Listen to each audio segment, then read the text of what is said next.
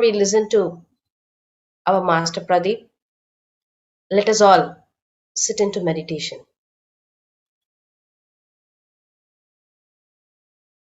Yes, we will post the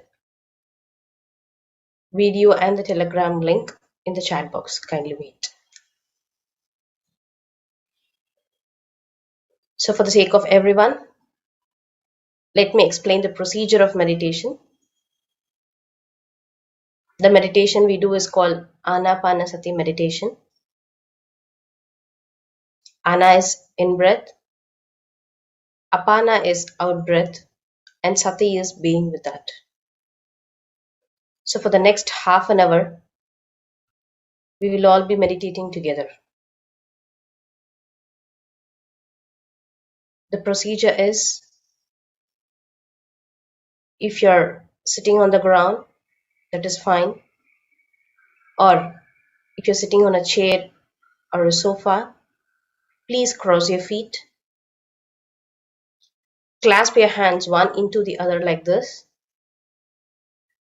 Remove your spectacles if you're wearing any.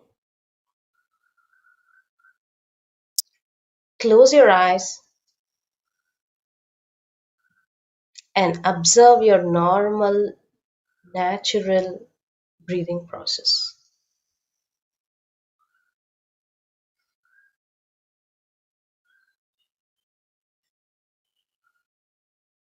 There is no any mantra or tantra.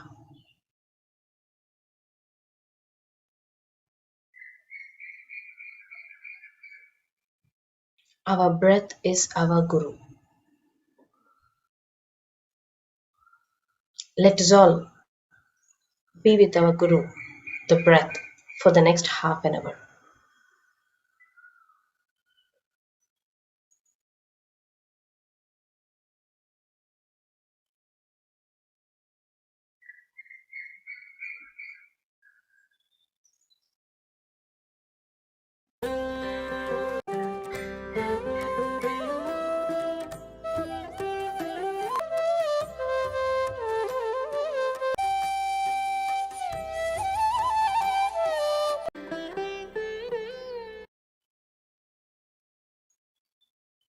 Cut away your thoughts and be with the breath. Our normal, natural, easy, soft, tender, and tranquil breath, my dear friends.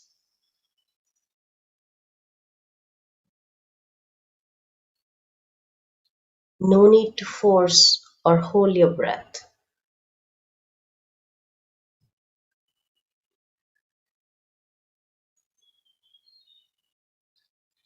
When we are with the breath, our mind gradually becomes thoughtless.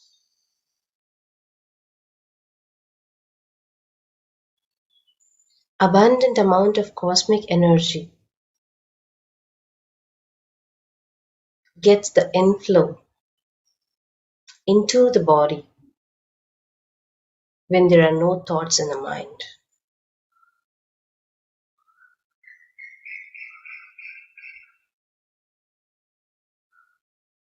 Let us witness the no thought state for the next half an hour.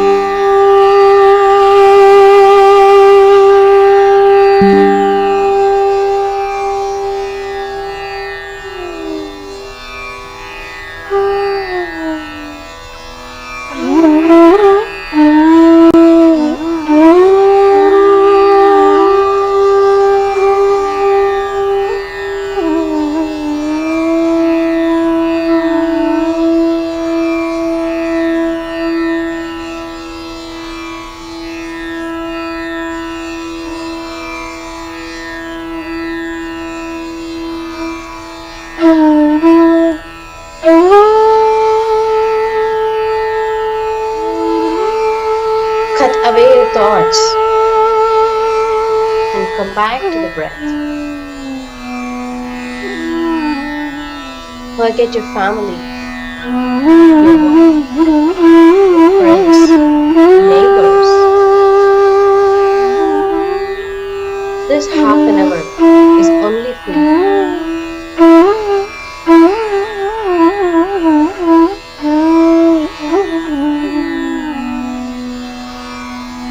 Spend time with your own self.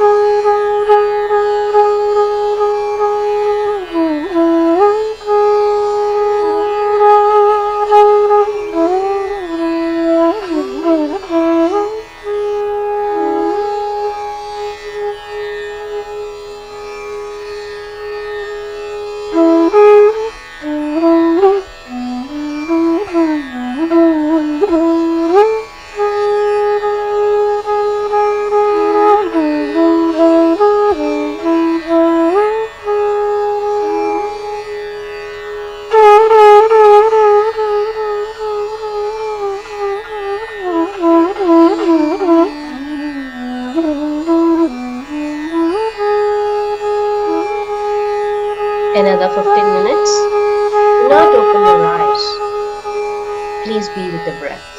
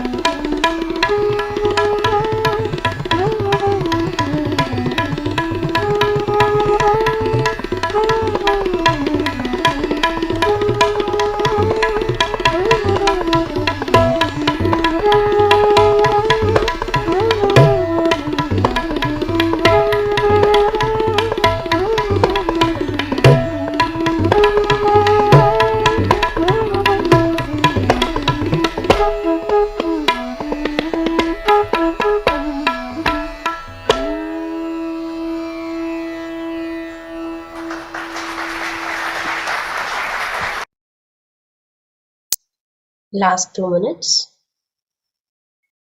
Just keep observing your breath.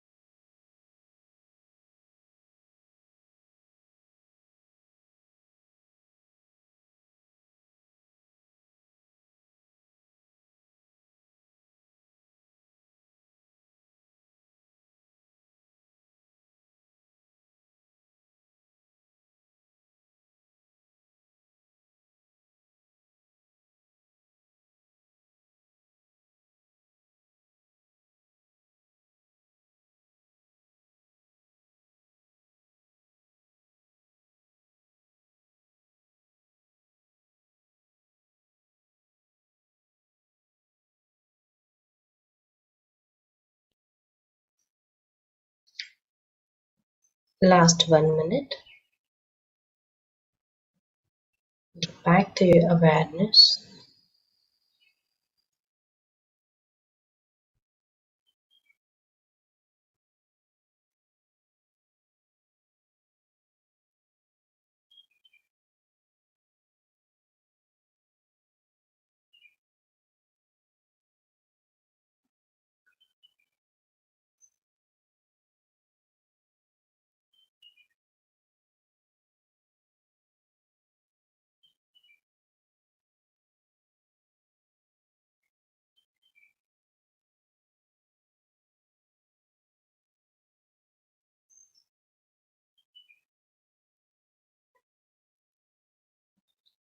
10 seconds.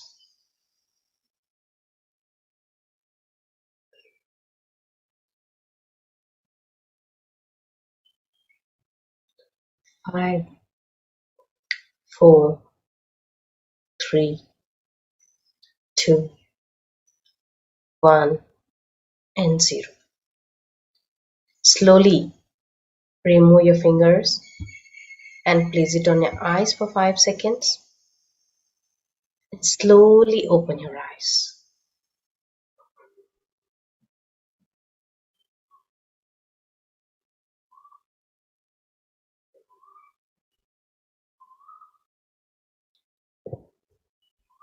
For whomsoever possible, please do switch on your camera.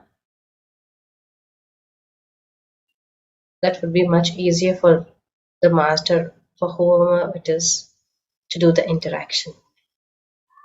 Thank you.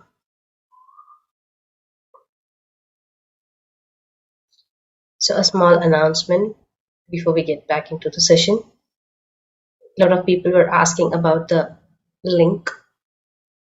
So I just posted in the chat box. Every day's program will be relayed live on the Pyramid Valley YouTube channel. And there's a Telegram group for this. So the Telegram group link is also being posted in the chat box. There's no WhatsApp. Most of the questions would be answered during the session. If not, please post it in the Telegram group so that your queries would be answered. And you can also share your meditation experience. How was your meditation experience today? So accordingly, if required, you can get the guidance. As informed, today's topic would be mindfulness and silence.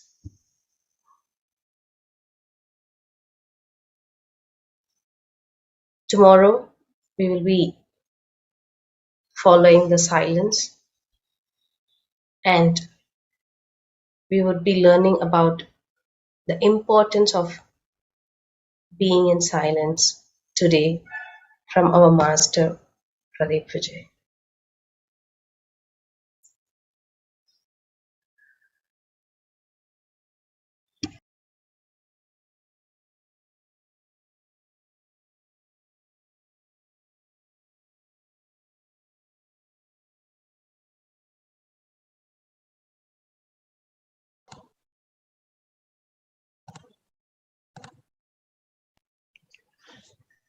Namaste everyone.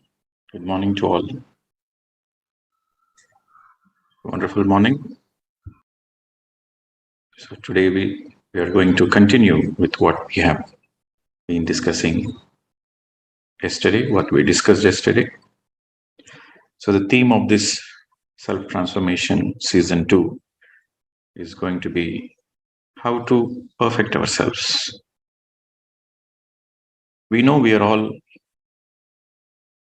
either in the end of the old soul stage or in the transcendental soul stage. So how we are going to perfect ourselves? How we are going to take us to the next level of our evolution? How we are going to help ourselves to get into wellness, well-being, and fundamentally how to be happy all the time. When you're a perfected master, when you're an enlightened master, that means you are happy all the time in all the situations. So yesterday's we have seen yamas and niyamas. So that's a way to perfect ourselves. So we had few questions left yesterday. So first we will address that questions. So whoever want to ask the questions which related to what we discussed yesterday about the enlightenment journey, please raise your hand. We will sort out that questions first before we go into another wonderful topic, mindfulness.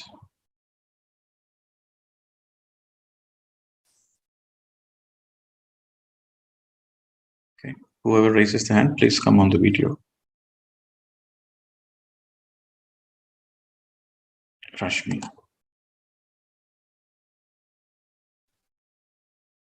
Namaste, sir. Vijay, sir. I wanted to know, my name is Rashmi. I'm from Kuwait. Yesterday you talked about soul evaluation. Your video I is wanted to off, know. madam. Is your video on? Yeah, I think. Yeah, it is on. You're not able to see me? Can you check your web camera and come back again? We'll unmute you. Okay. I think it's not happening. Okay, go ahead. What's your question? Go ahead. Yeah, regarding the soul evolution. If this infant soul and mature soul and all these categories you have explained yesterday. So if we know in a family member, some of them are infant soul and there is a mixture of mature soul.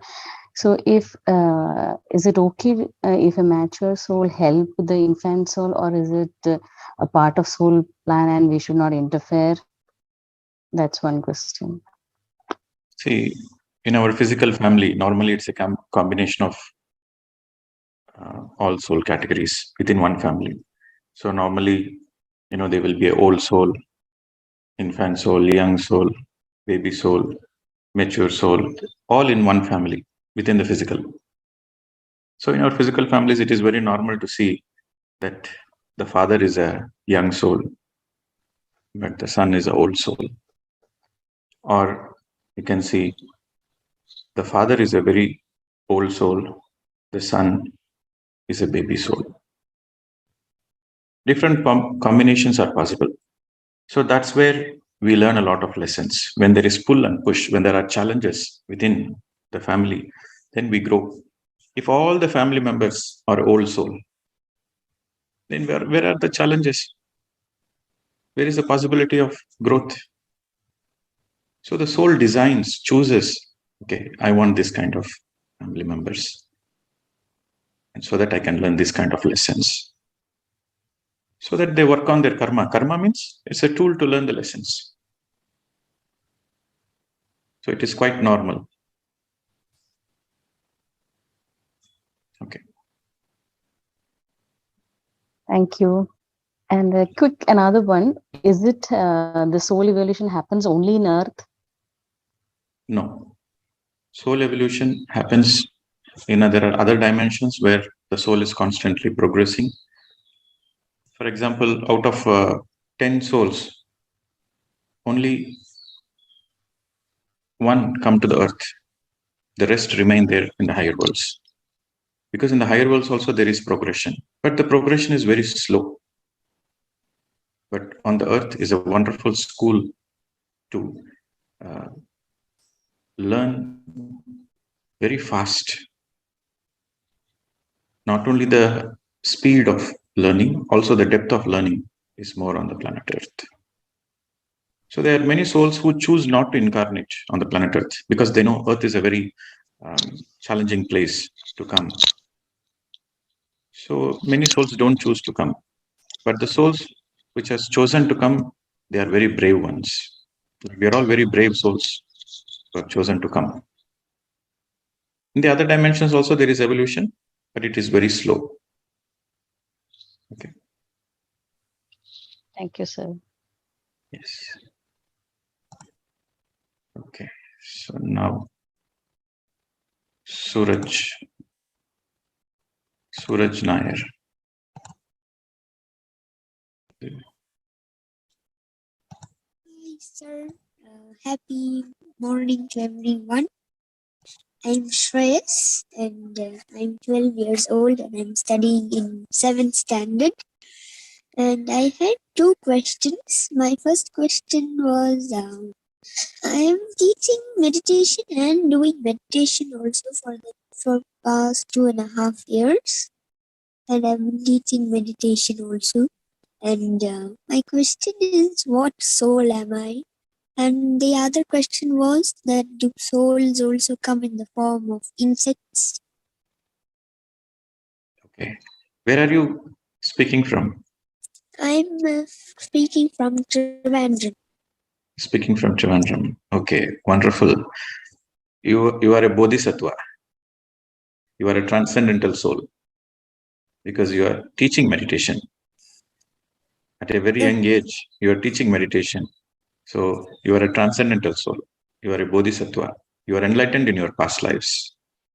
So this lifetime you have come to help others and also help yourself. Okay. Yes, sir. Thank you. And insects also has consciousness, but they are part of the group consciousness. You should read the book A Soul's Journey. Then you will understand a lot of things about parallel realities, angelic kingdoms, birds, fishes, the graduation of the human kingdom from the animal kingdom. You will understand a lot of things. So you have to read the book A Soul's Journey by Peter Rishigo. But yes, insects also do have souls. And also there had been grasshopper had come and it stayed at my home for 5 days. Yes, those are all beautiful things, isn't it? Yes. And if you go to forest, you'll also able to see fairies. Fairies, elementals, they are not visible to the humans. They're not visible to the physical eyes. They are very highly evolved beings. They live in the forest and the nature. So when souls like you go, they want to appear to you. Thank you, sir. Yes, wonderful. Best wishes. So happy to see you. Thank you, sir. Hi, Shreyas. Wonderful to see you here.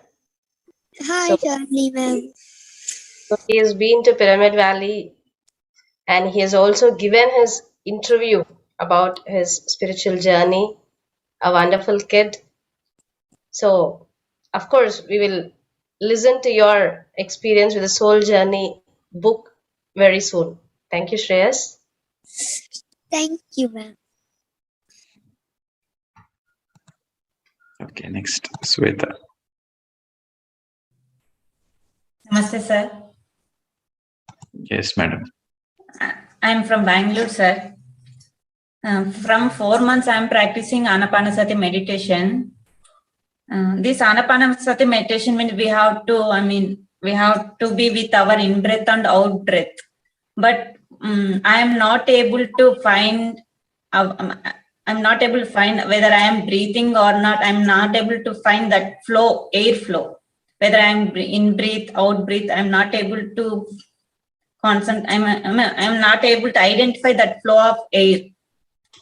So can you can you suggest me?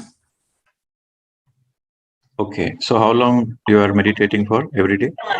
From 4 months, sir. Yeah, how many hours you meditate every day? Now from 1 month, 1 hour I will meditate. So 1 hour. So this 1 hour you are not opening your eyes? No. Okay, so that means you are doing the right meditation. That is the first point. You should not open the eyes, come what may. And yes. You are saying you are not able to feel your breath. Yes, sir. Okay, so if you don't feel the breath, then what you are feeling? No, silently I'm sitting. Some thoughts are coming. Just my focus, just I am observing here. But nothing is flowing.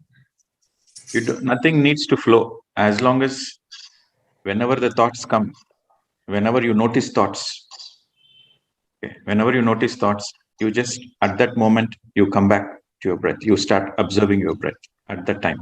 You see how the breath is touching the tip of your nose, how it is going in, how it is coming out. You don't need to see the complete flow. As long as the moment you are aware of the thoughts and you are coming back, you are making an effort to come back to the breath, that is right. You are doing the right meditation. Okay. Here also I am not able to, it's entering also I am not able to feel. It's okay. You don't need to bother about it. Okay. Meditation, the very purpose of meditation is to empty the mind. Okay. So the moment you notice any thoughts, that moment during the thought, when the thoughts are disturbing you, when you notice the thoughts, that moment you try to observe the breath. The rest of the time, enjoy the meditation. Okay. One more, sir. How to stop I am talking too much self-talking. how to stop that one? You cannot stop it unless you are with your own breath. So there is a possibility, there is so much inner chatter that you are not even able to observe the breath. That is one possibility. Continue. You have to have a lot of patience. Okay. A lot of karmic baggage has to be released before you can get into deeper states of meditativeness. The most important point is don't open your eyes and sit quietly and make an effort to be with your breath whenever you notice thoughts. And if your inner chatter is too much, practice mindfulness. Your inner chatter is too much within the meditation or in the day-to-day life? Continuously, it's 24 hours. Right? Okay, 24 hours there is an inner chatter. So you have to practice mindfulness. That will help you. So in today's session, we're going to speak about mindfulness. Okay, so practice both meditation and mindfulness. That will help you to... One more, sir. Mindfulness means, I'm a housemaker. It's like routine jobs for me. Don't worry. You will understand. Mindfulness means you don't need to go to any ashram. Mindfulness you can practice while you're cooking food, while you're cleaning the house. Whatever you are doing, you're mindful of that. You're focused on that job. You're concentrated on that job. That is mindfulness. Okay, sir. Thank you, sir. Yes. Right. Satyapal Yadav. Good morning, sir. I'm SP Yadav from Ujjain, Madhya Pradesh. And for last 25 years, I'm meditating with the breath, Anapanasati, or you can say Ajpa Jap. But I don't have any type of experience. I haven't seen any light. I haven't heard any voice. Nothing abnormal I have observed in my life. Sometimes I feel, is there any manifesting defect in me or my past is so bad? Please guide me. Are you expecting any experiences in meditation? No, when I meditate in group, a lot of people say, I heard violin in my left ear, something in my so someone says, I say red light, some say blue light, but I'm totally blank like a blackboard. Okay. So you have to understand that sir, one more thing I want to say. One thing at a time, sir. You asked a question, one thing at a time. Let me answer. Sorry. You have a great trouble in your life that you are not getting any experiences. First, let us address that trouble. Sir. Meditation is not for experiences. The very purpose of meditation is not to have experiences. The very purpose of meditation is for the realization of the self.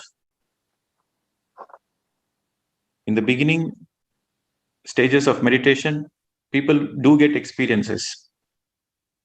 But the final stages of meditation, they don't get any experience. There is only realization. There is only witnessing. There is only awareness. So if you're not having any experiences, that means in your past life, you've already done a lot of meditation and all the experiences have already happened. So be happy that you're not a beginner in this yoga parampara. You are not a beginner in this meditation journey. You should be troubled if you're having experiences. When you're having experiences, you should be troubled. You say, I am sitting for meditation for my self-realization. I'm not able to experience that stillness. I'm not able to experience that awareness. I'm getting so many experiences. What should I do? So people should be troubled for experiences. Okay, so don't be worried about it. Experiences come and experiences goes. That's all for beginners of meditation, all those experiences. But once you reach a certain level of evolution in your meditation journey, then there is no more experiences. Thanks, sir. Thank you so much. Next one. What's your next question? Sir, I'm approaching 16 and 60 and जिसको हम आनंद कहते हैं बहुत कम है. It's not consistent. Naturally, until you are fully enlightened, until you are a perfected master, you will not be happy all the time. Naturally so. That's what Buddha said. There is dukkha everywhere. Sir. So that's why he has given the eightfold path. That's why he has given the anapanasati. So keep meditating, sir. Keep meditating and start working on yourself every day. And be kind on yourself. It takes time to become a perfected master. As you progress, as you are perfecting yourself, your happiness level keeps increasing. It is directly proportional. You are in the right path. Keep continuing. Do more meditation. Read more books. And integrate whatever you learned, integrate in your day-to-day life. Be open-minded. Be open-minded to learn from everything, from everybody. You are in the right path. Sir. So this 21 days season 2 is for people like you to increase your happiness levels, to perfect yourself. Sir. Sure, sir. Okay, I'll try my best, sir. Thank you. Thank you. Next, Anu. Okay, hi, good morning, sir. Okay, my question is, I have so much interest in teaching meditation. Where are you speaking from? I'm from Trivandrum, okay, in Kerala, right. So I have interest in teaching meditation. So, but from inside, I know that there were some ego which is getting fed when I'm teaching meditation. So much of ego I have. So, and second thing, whatever I'm preaching, I'm not practicing. So I'm calling myself a hypocrite. I know I'm a hypocrite. So how to give up this ego? Okay. This is wonderful, isn't it? You teach a lot of things, but you don't practice it. Yeah. So you have to understand, the moment you are aware of your ego, that means you are no more in ego. You are no more stuck in the ego. Okay. Okay. So we'll discuss a little more about ego in detail next week. Okay. Ego is part of the self. Okay. The moment you are aware that you are having ego, that means your understanding is limited. That means you are seeing from a limited perspective. Okay. So when you see from a limited perspective, then you go wrong. There is suffering. It is like, watching in a telescope. Ego is like a telescope. Okay. You see through the telescope, you see only far away star. One star you will see. Mm. But in the sky, there are so many stars. Yes. So, but through the telescope, you can focus on one star. But in reality, there are many, many stars. But the telescope doesn't have that broad view. Mm. So that is like ego. Okay. Ego is nothing but ignorance and arrogance. That is a quality of ego. Yes. Okay. So when you are ignorant, we call you egoistic.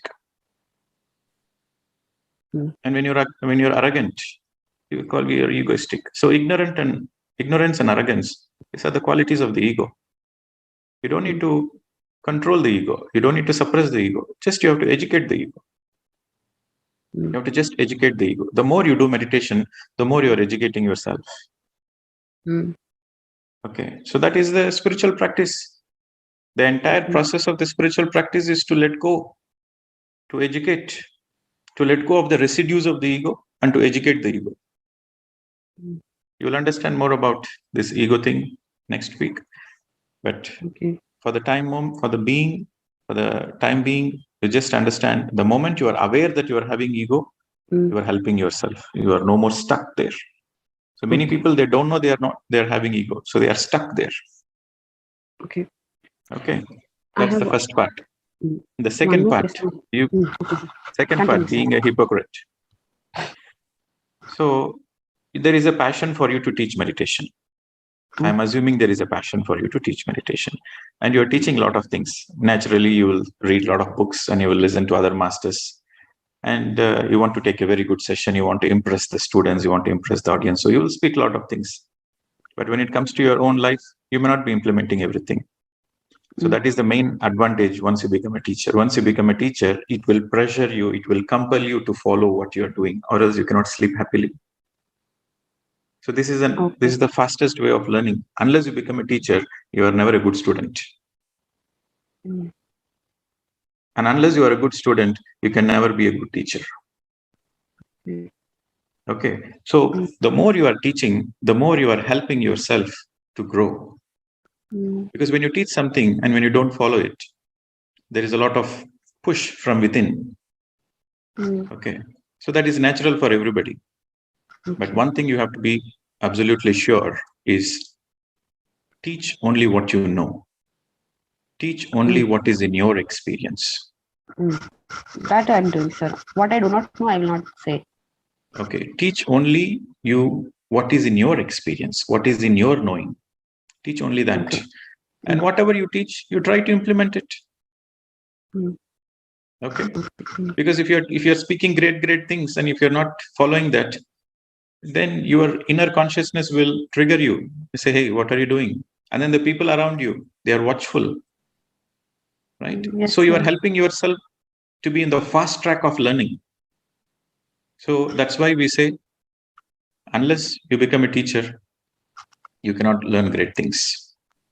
Okay. So a bodhisattva, is a person who is enlightened, but is not perfected. He has not yet fine-tuned his enlightenment. So he comes as a bodhisattva. So he teaches and also he learns simultaneously. It's a very natural process. So don't judge yourself as a hypocrite. Just make efforts to be authentic. Make every effort to be authentic and make every effort to practice what you teach. Okay. Okay, sir. Because I was of the thought that, okay, I'm saying something and doing something, so let me give up this at least teaching so that at least I'll start practicing. Then people will start inspiring. No way. No way. No way. You cannot give up. If you give up, then your learning process slows down. Okay. Simultaneously teaching, simultaneously learning. That should be the way. Okay. Sir, I want to be in middle path, but I get extreme. That is one of my major difficulties. Extreme I take. You are aware that you are taking extreme paths. That itself is enough for you to come into the middle path sooner or later. Okay. People cannot come into the middle path so soon. Only a perfected master can be in the middle path. But you try to be in the middle path as much as possible. Okay. That efforts are necessary. Okay. Until you achieve the middle path, it is very natural. You swing on the left. It is like a pendulum. You go to the extreme left or you go to the extreme right. The more you go to the extreme right, the more you go to the extreme left. Yes. Okay. So it takes a lot of meditation practice. It takes a lot of awareness. It takes a lot of mindfulness practice. It takes a lot of witnessing to be in the middle path. Continue the journey. You are in the right path. Continue the journey. Middle path will naturally come. Thank you, sir. Thank you. So next, Suma Nalluri. Hi, sir. I'm from USA, New Jersey. Yesterday I couldn't join because of the time zones. I was confused.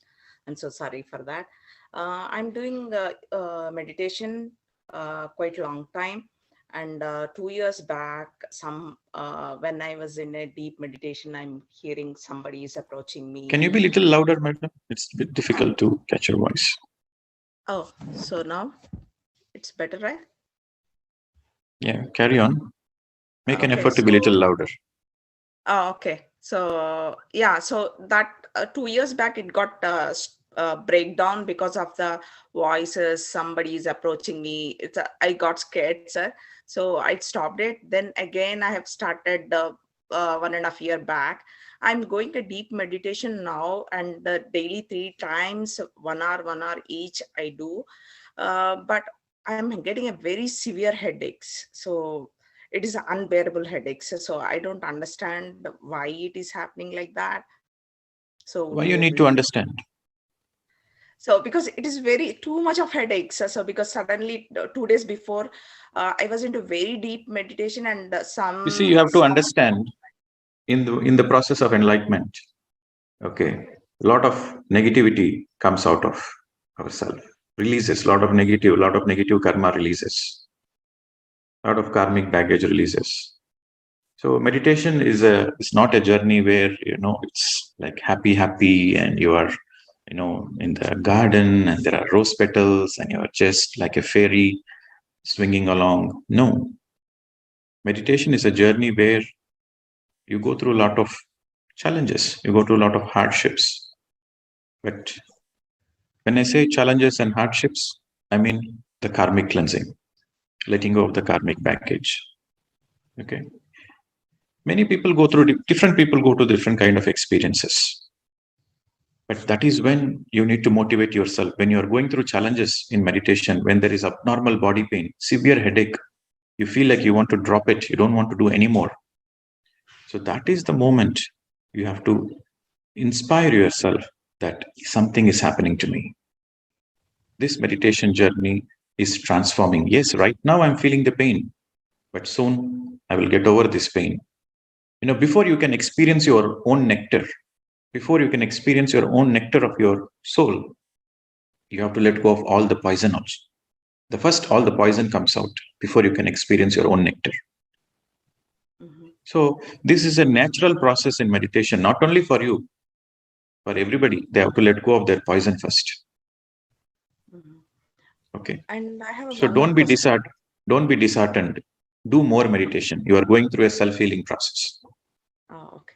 So thank you so much, sir. And I have one more question. I'm not sure. So every time whenever I hearing or any mantra I'm chanting, I'm feeling. Are you chanting mantra? Yeah. So sometimes when I do in the morning times, I chant Om. So when I do that, and after certain time, and I was started crying it. Sometimes these days I'm started crying in the meditation. I don't understand if any small things or any hearing, or I'm touching very easily, and I'm getting my tears are rolling down. So for all your questions, the answer is the same. It is all a self-cleansing process, but you have to understand meditation means no chanting mantra. Meditation means you are with your natural breath. The moment if you are chanting mantra, you are using your mind. When you use your mind, you cannot empty your mind. That is a simple logic. By using the mind, you cannot empty the mind. So please understand the science of meditation. The science of meditation is no mantras, no visuals, no visualization, no expectations. Just you surrender to your breath. When you surrender to your breath, when the mind, when I say you surrender to the breath, that means the mind. So when your mind surrenders to the breath by witnessing the breath, then naturally the witnessing happens. Your awareness increases. You experience your soul consciousness. So unless you still your body, unless you still your mind, you cannot experience yourself. But mind will make every possible effort to distract you. So you have to be aware of the mind. The very nature of the mind is to have expectations. And every expectation leads to frustrations. So be aware of the nature of the mind. Meditation is simply to experience your own self. It is for self-realization. That is the very purpose of meditation. Yeah. Meditation is not for anything else. Okay. Continue meditation without any expectations, without any judgments. Be kind to yourself. Let your mind surrender to the breath sincerely. The transformation in your life, then you might ask a question, how can I see the progress in my life if I'm doing the right meditation or not? How can I see if I'm progressing spiritually or not? Your progress in spirituality doesn't appear in your meditation. Your progress appears in your day-to-day life. How compassionate you are. How sensitive you are. Are you in the path of non-violence? Are you in the path of truth? Are you perfecting yourself? Compared to 6 months ago, are you better now? Compared to 1 month ago, you are better now. Compared to 1 week ago, you are better now. That is the progress of your spiritual journey. Your progress in your spiritual path reflects in your day-to-day life, not in your meditation. Okay. Please continue this meditation without any judgments. Yeah, thank you. Yes. Next, Sheila.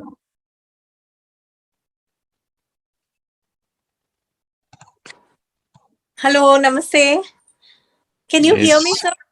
Yes, madam. I'm Yes, from Florida, Claremont, like right near Orlando.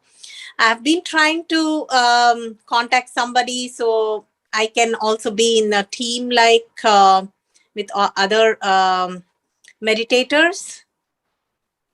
And my today's question is, whenever I sit for meditation, I'm fine until then, and then my nose starts tingling, and then I feel like I have to blow that, like, because I feel like I'm breaking the norm by, I'm not, I'm unfolding my hands when I try to blow my nose. But sometimes I go very deep and I'm fine. So I really don't know how to command my mind to stop my nose tingling so that the meditation without moving or being still. You are thinking too much, madam. That is the problem. Okay. The body has its own intelligence. Okay. So your nose is tingling. You want to blow it off. You have to be sensitive to your body. Okay. Okay. So the more enlightened you are, the more sensitive you will be towards your body. Okay. Okay. So please be sensitive to your body and don't think too much. And if you feel like blowing your nose, you blow the nose and forget it and come back to your breath. Okay. Okay. So if you feel itchy on your face, you itch yourself, scratch yourself, and then forget it and come back to the breath. You feel thirsty, drink water. I'm just giving you examples. You feel thirsty, drink water, and then sit in meditation. So the preparation for meditation is very important. What is the preparation? You need to have the right mindset. Okay. Okay. The right mindset is you understand I am meditating to empty the mind. The very purpose of meditation, the very goal of meditation is to empty the mind. Yes. So you cannot use your mind to empty the mind. So you have to go with the breath. Breath is the only thing which goes beyond your mind, because anything and everything you do is under the control of your mind. Yes. Anything and everything you do in your life is under the control of your mind. Your body is under the control of your mind. But there is only one thing which goes beyond your mind, which is your breath. Okay. The day you are born, you inhale the first breath. It happens automatic. And the day you vacate the body, you exhale the last breath. And every single breath from the birth to death is automatic on its own. So that is the only thing which goes beyond mind. So you have to surrender to the breath and understand the very nature of the mind is to disturb the process of meditation. Mind, for example, mind will make sure you open the eyes. Mind will create some kind of emergencies. Okay, you might think like, oh, I might have forgotten something in the stove. Did I turn off my stove? So mind will create some kind of emergencies. Or what if I'm getting an important call? So I better see my mobile. Or it will say like, oh, okay, I want to blow my nose. So how do I do it? So instead of just simply blowing it off for a second, you start getting agitated. How do I deal with it? How do I control it? How do I program it? So this is the very nature of the mind, which will take you into the loop and the loop and the loop so that you never empty the mind. Okay. Mind will make every effort to make sure you don't empty the mind. Okay. So when you understand this is the nature of the mind, you tell yourself, okay, Baba, I know what you're doing. So when you're in meditation, the thoughts are coming and disturbing. It is creating some emergencies. You will say, I know what you're trying to do, but I will never open my eyes. So as long as you don't open your eyes, your mind will surrender to your breath sooner or later, naturally. So the key, the secret of meditation is not to open the eyes. You feel itchy, you feel like moving your body, you feel stressed in your legs, you want to stretch your legs, hands, it's okay, that's absolutely fine. Stretch it and come back to the lock posture and continue meditation. But don't open the eyes. That is the only secret. Yes, I do not open the eyes, but I felt like maybe it's psychosomatic, because the minute I sit, first few minutes, it's like when they say stay still, I feel my nose is suddenly tickling and I feel sneezing and all sorts of things with something to do with my nose. So yes, that is how the mind works. That's why I'm saying be sensitive to your body, blow it off and continue meditation. Even you feel like sneezing the whole meditation, sneeze the whole meditation, but don't open the eyes. That's the way the mind will surrender. This is the only technique. See, you cannot use your mind to program to make sure the mind is empty. No, it is not possible. So that's why I said, don't analyze, don't think too much. Just don't open your eyes. Naturally, your mind will surrender to your breath. Thank you so much. Yes.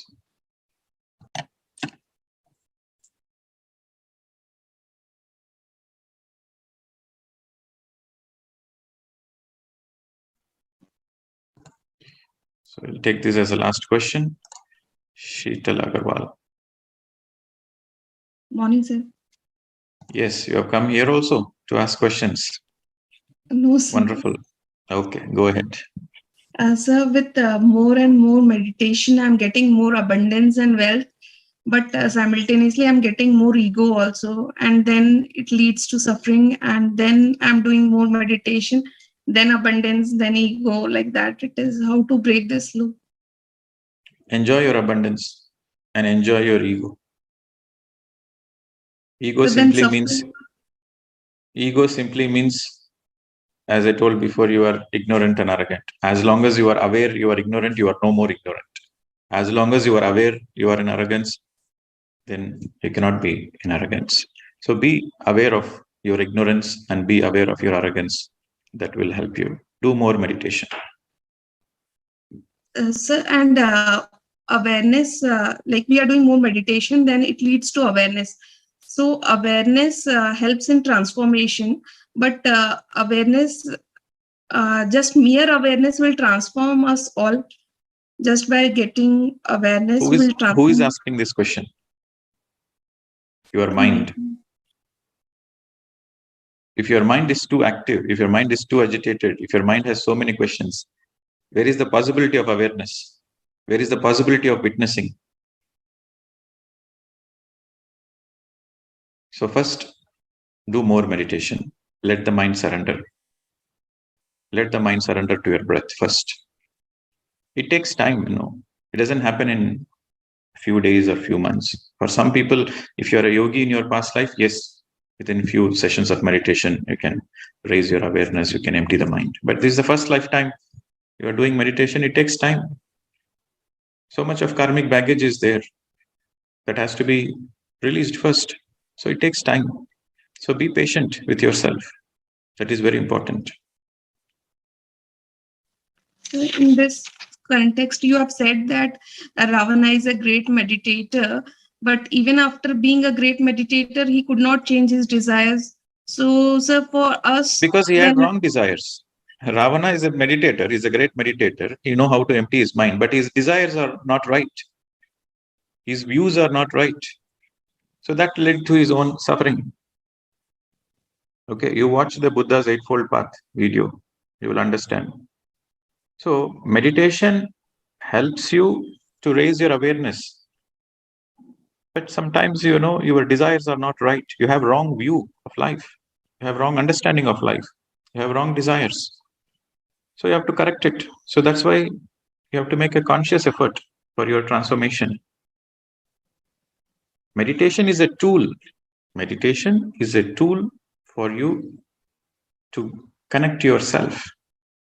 But there are a lot of residues. There are a lot of ego residues from many, many lifetimes. So you have to consciously work on it. You have to let go of the residual egos by being in the Sangha, by being in the right company, by making good, right friendships, by reading right spiritual books. This is called Sajjana Sangatya, spiritual debate. So when you're in the Sajjana Sangatya, you rectify your intellect, you rectify your understanding. This is a continuous process. That's what we are doing in this 21 days transformation program. Okay. I think you got the answer. Yes, sir. Thank you, sir. Just because you are a meditator, it doesn't mean your desires will become right. Your views will become right automatically. You have a lot of what you call it as ego residues, samskaras from many, many past lives. So you have to consciously work on it. All right. Thank you, sir. Okay. Jai Lakshmi. Hello, good See, morning, we sir. have 21 days, and in all the 21 days, make sure all your questions will be answered. Okay. Yes, so this will be the final question. Yes, madam, go ahead. Yes, Where are good you morning, from? sir. Yeah, I'm from Sharjah, sir. Okay, Jai Lakshmi. Yes, madam, go ahead. Yeah. In our family, we see different types of souls, the way they react, and how should we deal them? Just we meditate and accept them as they are, or should we advise them? You feel like advising them? No, I don't know whether. Do you think if you advise, they will listen to you? I don't think so. Yeah. So then you know the answer. It is very natural. See, you have to understand everybody is right in their evolution. Okay. This is the most important point. Everybody should understand. We think we are right and others are not right. That is the problem. But everybody is right according to their own evolution. Ravana is right according to his evolution. Okay. Rama is right according to his evolution. So everybody is right according to their evolution. Then you might ask the question, then if everybody is right, then why should we meditate? Why we should be in the spiritual path? We are in the spiritual path because we know that we are suffering. We want to come out of the suffering. We want to come out of the dukkha. We want to come out of the ignorance. We want a happy life. So if you want happiness in your life, then there is something wrong inside you. So you try to change the inner. So when the desire comes, I want to live a peaceful life. I want to live a happy life. I want to celebrate my life. When that desire comes, then your enlightenment journey begins. It doesn't begin for all the people. It doesn't begin for a young soul. For a young soul, he's more interested in power, name, authority, fame. He's least bothered about happiness or enlightenment. He thinks the happiness comes from power. He thinks the happiness comes when everybody respects him. But sooner or later, he will understand that he's still empty. Only a old soul comes into the self-realization process because they are looking for ananda. They're looking for moksha, freedom. Freedom from what? Freedom from your own suffering. Who created that suffering? You yourself created that suffering. Okay.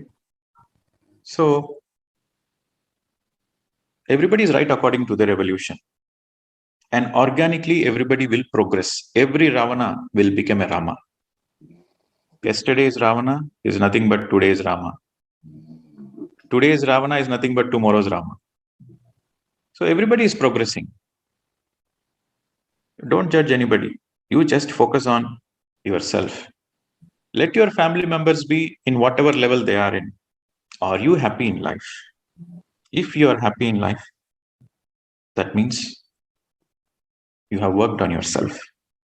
If you are not happy in your life, that means there's still a lot of work to do on your own self. Right? As simple as that. So we are here for this self-transformation. You know, the title is self-transformation. If you are already perfect, what is the need to transform? So we are in the process of fine-tuning. So we are transforming ourselves. It is a constant process. It's a constant process. It takes many, many lifetimes. Okay. So you should have trust, patience. Be in the right path. The river is already flowing to the ocean. You have to just make sure you are in the path. That's all. The path will eventually lead to the ocean, to the enlightenment. Go with the flow. Be a vegetarian. Do meditation. Read spiritual books. And do as much service as possible. That's all. You are in the path. That will eventually lead you to the perfection of yourself. Okay, madam. Oh, thank you. Yes. All right, friends. So we thought, okay, today is 7:30. Every day it is. We think like we'll finish off by 7:30, but shooting up. Is it okay, Shalini? We continue. Hopefully, yes. So it's a weekend. I think people can stay. Okay, so it's the more the question of not people can stay. It's the more the question of is it possible technically? Yeah, I think another 15-20 minutes. 15-20 minutes. No. All right, 15-20 minutes is not possible. It's too short. Oh. So what I'll do is I will probably take mindfulness today. It's a very important topic. So I'll speak about mindfulness today. And tomorrow I'll speak about silence. Yeah. Okay, so mindfulness. Hope you're able to see my screen. Yes. Okay, mindfulness. What is mindfulness? Why mindfulness is important? Mindfulness and meditation both goes hand in hand. It's like the feathers, two wings. It's like the two wings of a bird. One wing is mindfulness, the other wing is meditation. It's like the two wings of an eagle. The specialty of an eagle is it goes beyond the clouds. It flies so high. So no weather conditions can affect an eagle. It goes beyond, it flies so high, higher than the clouds. Similarly, when you have mindfulness and meditation in your life, whatever might be the challenges, you go beyond the challenges. So while meditation is important, mindfulness is also equally important. The more you do meditation, the more naturally you become mindful. And the more you practice mindfulness, the more it helps you to go deep into meditation. So mindfulness helps meditation, and meditation helps to be in meditation helps you to be in mindfulness. It's like a pull and push. In meditation, you are pulling yourself. You are raising your consciousness. In mindfulness, you are pushing yourself. So the pull complements the push. So what exactly is mindfulness? The simple definition of mindfulness is when your body and mind are both in one place. So that means whatever you are doing only that. Whatever the activity you are doing, you are fully concentrated in that activity. Nothing else. That is mindfulness. As simple as that. So the mindfulness begins when you recognize your tendency that you are in autopilot mode. That means you are constantly thinking something. You are doing something, but you are thinking something else. So when you recognize that you are thinking something else, I have to be in the present moment. I have to commit myself to be in the present moment. When you make efforts, conscious efforts to be in the present moment, your mindfulness begins. So the first is you have to recognize that your mind is scattered. You are doing something else and you are thinking something else. You are walking on the road and you're thinking about your bank balance. You are eating your food and you're thinking about your job. You are in your job and you're thinking about your wife. So body is doing something else and your mind is doing something else. When you recognize there is the body and the mind, they both are not in one place. When you recognize it and you make an effort to be in the present moment, whatever you are doing, you are focused only on that. That is mindfulness. So mindfulness is about making whatever you are doing right now. That is the most important thing for you in the world. Whatever you are doing in the present moment, that is the most important thing for you in the world. When that becomes the most important thing for you, then your full awareness, your full focus, your full concentration is in that action, whatever you are doing. That is mindfulness. Whether you do any action or whether you don't do any action, it doesn't matter. The act doesn't matter. But you are in that moment, 100%. If you are just witnessing, you are enjoying the sunrise, you are 100% enjoying the sunrise. You are watching a child play, you are 100% focused. and you are observing. You are giving your 100% energy on watching the child play. Then that is mindfulness. You are doing the cooking. Your 100% is in the process of cooking. That is mindfulness. So whatever you are doing, that is the most important thing. That is a priority one for you. This moment is priority, not the next moment. So if you are mindful and present, some people think, sir, if you are mindful, if I'm focused only on one task, then I cannot multitask. If I not multitask, I cannot finish off the job. There'll be a lot of pending work. That is a misunderstanding. If you practice mindfulness, then you will have time for everything. This is the approved research that if you do multitasking, you are not efficient in your work and your work is always incomplete. But if you practice mindfulness, there is efficiency in your work and you're able to complete more tasks. There is proper research done. That's why all the corporates now they're advocating mindfulness. The corporates are saying, we are paying you salary, but we don't want you to multitask. Do one thing at a time. Because when you do one thing at a time, you are able to finish the task faster with greater efficiency. Okay. So we have to let go of this misunderstanding that, oh, I should do multitasking. No, mindfulness means no multitasking, focusing one thing at a time.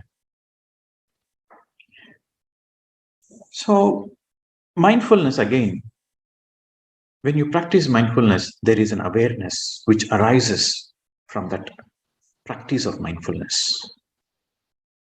You have to focus on whatever you are doing. And while you are focusing on that, there is a certain awareness which happens within you. Any work you do mindfully, you will not lose energy. This is very important to understand, my dear friends. Any work you do mindfully, you will not lose energy, but rather you will gain energy. Okay, because there is a certain awareness which arises when you pay attention, when you are no longer on autopilot. You are paying attention consciously, purposefully, on purpose. You are using your free will. You are using your choice. No, I want to focus on this. So you focus on a particular task using all your free will, and you are completely in the present moment, and you are non-judgmental. That is very important. So non-judgmental means, for example, you are doing some repetitive task or you're doing some task which you may not like. So then there is a lot of judgments within you. So it creates a lot of thoughts. These judgments, these unconscious judgments, most of the people are not even conscious of their judgments. It's very subtle. So these judgments, it creates a lot of thoughts. And that means you are not mindful there. So you are not able to accept the present situation, whatever the situation, whatever the present moment it is, you are not in acceptance mode. So mindfulness means there is absolutely no judgment of whatever you are doing. You are totally being in the present moment. You are accepting the present moment. And you are becoming aware of even the subtle thoughts within you. And you become a witness to that. So once again, I repeat, mindfulness is the awareness that arises from paying attention on purpose. You are paying attention on purpose. And you are totally in the present moment and you are being non-judgmental. So mindfulness is a great tool to raise your awareness. Meditation helps you to be aware of your breath. When you are closing your eyes, that is meditation. You close your eyes and become aware of your breath. That is meditation. Mindfulness is open eyes and you are aware of whatever you are doing. Totally, 100%. In the present moment, you are using all your willpower. You are using your free choice. It is your choice that I want to focus on this work 100%. I want to give my 100% energy on this task without any judgment. Completely accepting whatever the task you are doing, whatever the present situation you are in. Then a certain awareness arises. And that awareness helps in liberation. Liberation from your limitedness. Freedom. Liberation means freedom. Freedom from your own suffering. Now, Being mindful is to be in the present. What is a present? A present is like a gift, right? So you are gifting yourself. You are presenting yourself. In meditation is the greatest gift. You give it to yourself. Meditation is the greatest gift. You give it to yourself.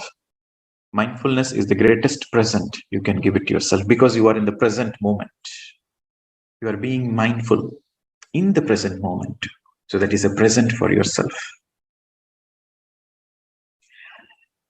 Now, what are the qualities to practice mindfulness? These are the attitudes, If you don't have this attitude, if you don't have these qualities, if you don't cultivate these qualities, then it is not possible to practice mindfulness. And meditation is easy. Mindfulness is little more challenging. So it takes time. So with more and more practice, you can master the mindfulness. And once you have mastered mindfulness, then your awareness is on the peak. So once again, meditation, the more and more meditation you do, the more it helps you to be mindful. The more you practice mindfulness, that means you are making meditation as part of your life. Every moment you are meditative, that simply means you are mindful of every moment. Your awareness level is so high. You're so mindful of everything happening. So that means you become meditative. Your life becomes meditative. So the qualities to practice mindfulness is acceptance. This is the first quality. See, these are the qualities which we are going to discuss. You need these qualities to practice mindfulness. And the more you practice mindfulness, the more the same qualities gets developed. So you need a certain acceptance. You need certain open-mindedness to experience greater awareness. This open-mindedness is very, very important. So the more you have this acceptance and the more you practice mindfulness, the more it helps you to have greater acceptance in your life and being non-judgmental. So that means you are impartial. You are not judging anything. You are just a pure witness without any judgment. And patience, no multitasking attitude, absolutely patient. You need to have a lot of patience in the spiritual journey. Oh, I need to get quick enlightenment. I'll go to this DNA activation class. I'll go to this chakra activation class. I'll go to this angelic healing class. Okay, I will attend this morning meditation, evening meditation, night meditation. Okay, I will go for this manifestation classes. I want to quickly manifest everything. So if you're having this attitude, then that doesn't help you. You are heading for a greater turmoil. You're heading for a greater trouble. You should have a lot of patience, trust, one thing at a time. Yes, you want to practice this Anapanasati meditation? Be patient. Give yourself a lot of time. Don't do multiple things. Focus on one thing. Give yourself time. Be on experiment mode. 40 days you meditate. 40 days you want to do Anapanasati meditation. You do only Anapanasati meditation for 40 days. Don't do anything else. And see how the results are. One thing at a time. So this patience is a very great quality. But unfortunately, we are programmed to do multitasking from our childhood, our society, the school, the family. Everybody says, oh, if you are multitasking, then you are a great person. No, that's absolutely not. But you see the beauty. Once you have mastered mindfulness, then multitasking naturally comes to you, organically comes to you. You don't multitask, but it happens because your awareness has developed 360 degrees, you are aware. So multitasking naturally, organically happens. There is no stress. There is no strain in the body. There is no stress in the body. You are happy, cool. You are a laughing Buddha. Multitasking happens. That organically happens when you're an enlightened person. But until you reach enlightenment, until you reach the stage of enlightenment, no multitasking, one thing at a time. And you should also have the attitude of the beginner's mind. The beginner's mind means to see everything as new, first time, when you're doing first time, when you're riding your bicycle for the first time. You don't know what is the experience of it, but you are so aware, you are so focused. You're going for a scuba diving or paragliding. Whatever the activity you're doing for the first time, you're so aware, your 100% energy is focused on that. So that beginner's mind is needed in whatever the act you do. Then you are totally mindful. And trust. You should have trust.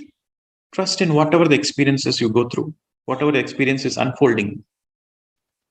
Simply, it means anything and everything which happens in your life is for good.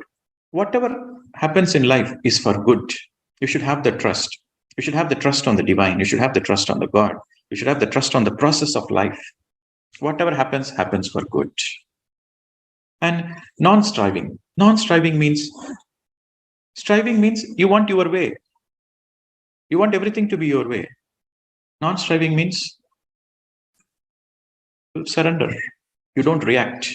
You respond. For example, you are driving in a city and you are going for a meeting and you are getting delayed for your office meeting. But there's a traffic jam. But you want to go. You want to go fast. But there is traffic jam. What can you do? So you are not agitated. You are not reactive. You respond to the situation.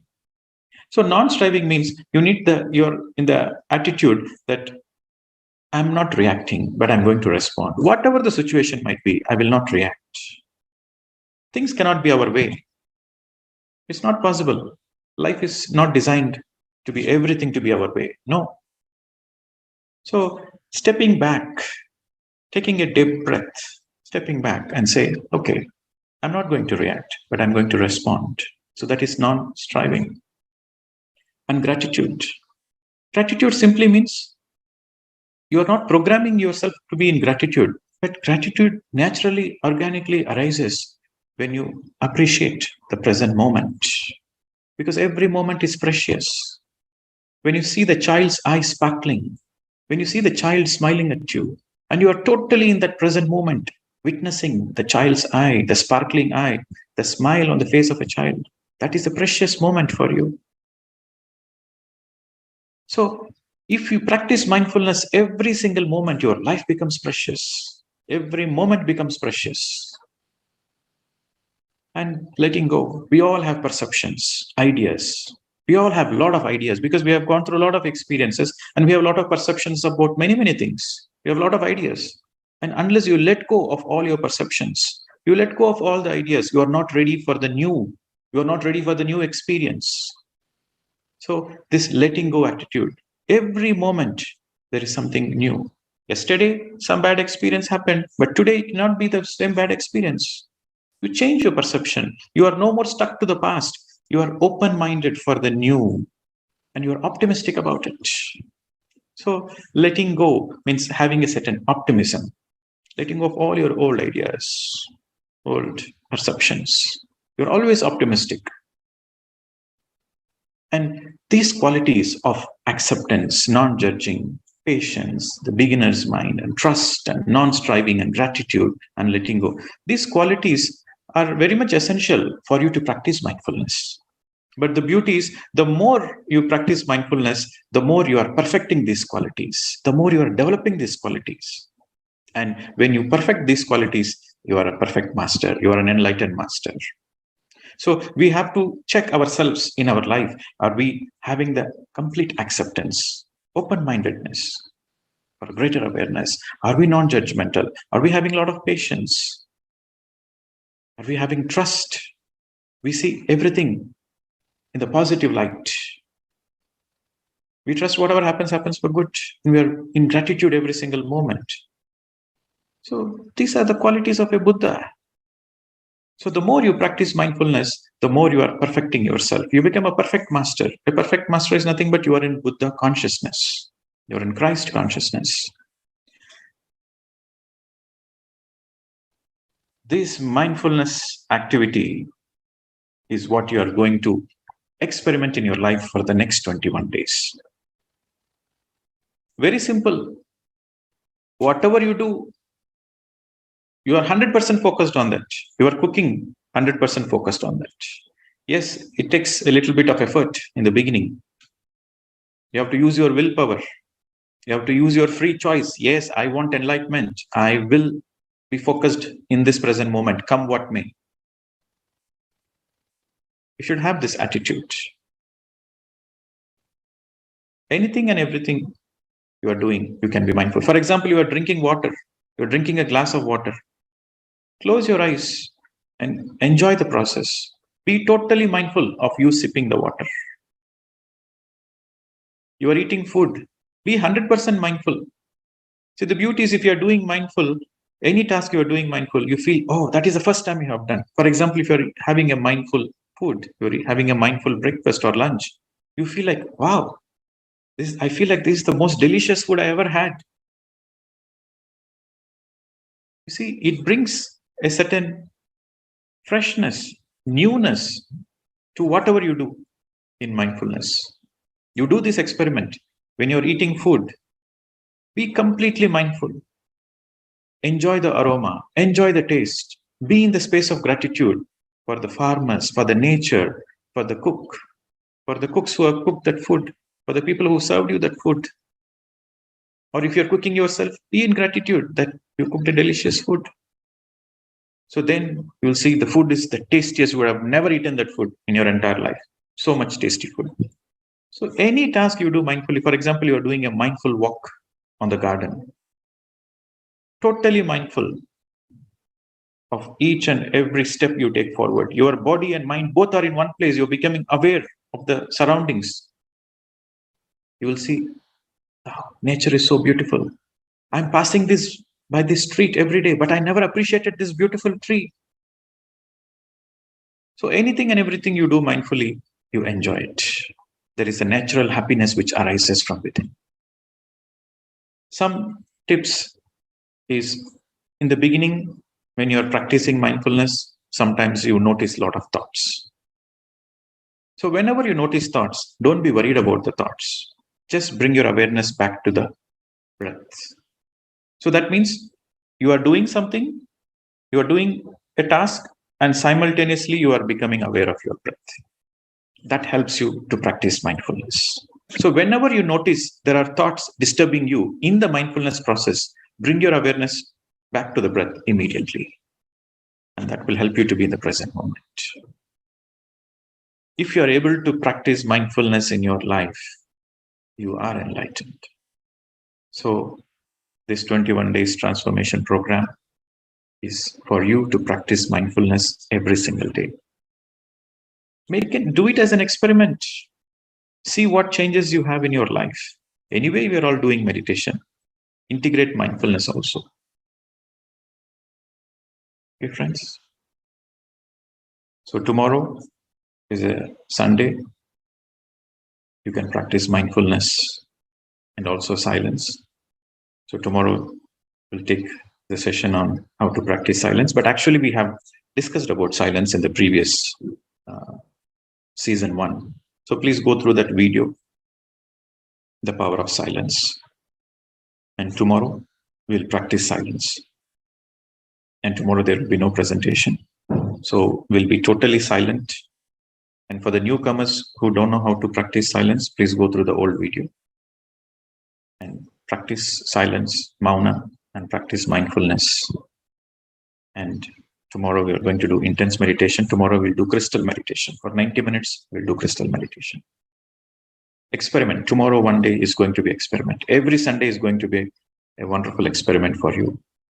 Experiment of what? Experiment of being in mauna.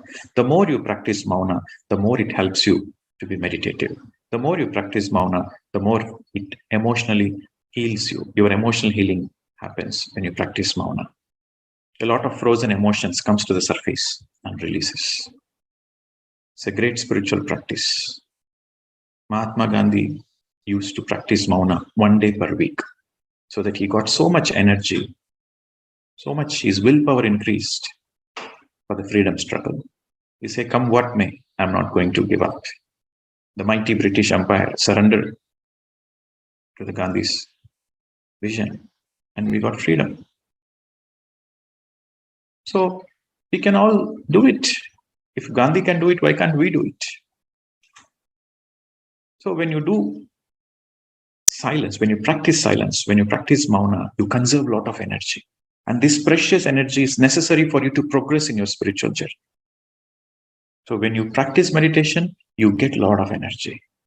When you practice mindfulness, you conserve a lot of energy and increase your energy. When you practice mindfulness, you conserve a lot of energy and increase your energy.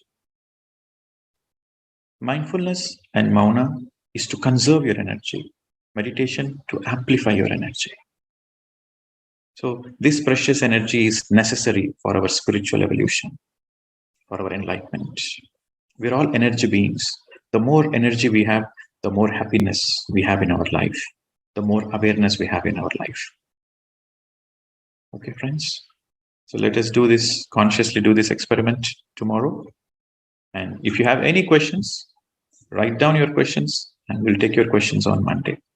And tomorrow, when you are practicing this mindfulness, make sure you are doing the journaling.